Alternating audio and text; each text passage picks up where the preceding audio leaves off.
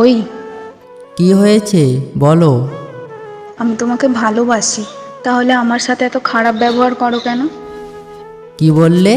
আমি খারাপ ব্যবহার করি? ভালো না লাগলে ব্রেকআপ করে ফেলো। সরি। কিসের সরি? সব কিছুতেই তোমার সরি। রিলেশন রাখবো না তোমার সাথে। প্লিজ এমনটা করো না। চুপ করো। আমি তো তোমার সাথে রিলেশন করতে চাইনি, তুমি তো আমাকে নানান কথা বলে তোমার প্রতি মায়া সৃষ্টি করেছো। তাহলে তুমি এখন আমার সাথে এত খারাপ ব্যবহার কেন করো? বলছি তো চুপ করো। এত বকবক ভালো লাগে না আমার। বাহ, আগে আমার সাথে একটু কথা বলার জন্য কত কিছু করতে, আর এখন আমার কথাই শুনতে ইচ্ছা করে না। দূর, ফোন রাখলাম, বাই। এটা বলেই ফোনটা কেটে দিলাম আর বন্ধ করে দিলাম। দূর, আর ভালো লাগে না, ওকে সহ্যই হয় না। যাক, এখন শান্তিতে একটা ঘুম দেওয়া যাবে। সকালে ঘুম ভাঙার পর ফোনটা অন করলাম।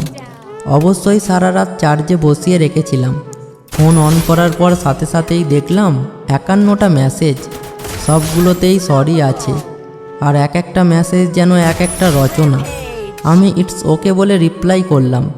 দেখি সাথে সাথেই ফোন করেছে। ফোন করেই মেয়েটা কান্নাকাটি শুরু করেছে।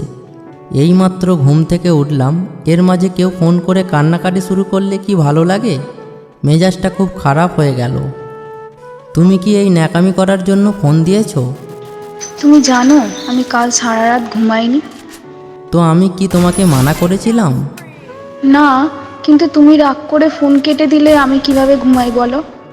জানি না, সকালে না খেলে খেয়ে নিও, রাখছি। খেয়ে নিও মানে কি? বলো যে খেয়ে আসো, পরে কথা বলছি। আজব তো, তোমার কাছ থেকে আমায় কথা শিখতে হবে? দূর, তোমার সাথে আমার রিলেশন করাটাই ভুল হয়েছে। সব কিছুতেই তোমার ভুল ধরতেই হবে। আচ্ছা আচ্ছা, সরি, আমি খেয়ে নেবো, তুমিও খেয়ে নিও। যা ইচ্ছা হয় করো, বাই। বলেই ফোনটা কেটে দিলাম। এই মেয়ে তো খুব আজব, শান্তিতে ঘুমাতে তো দেবে না, আবার ঘুম থেকে উঠলেও বক বক শুরু করবে। কেন যে এর সাথে রিলেশন করেছিলাম? অন্য কেউ হলে কবেই চলে যেত। সারাদিন বন্ধুবান্ধবদের সাথে মজা করেই কাটিয়ে দিলাম।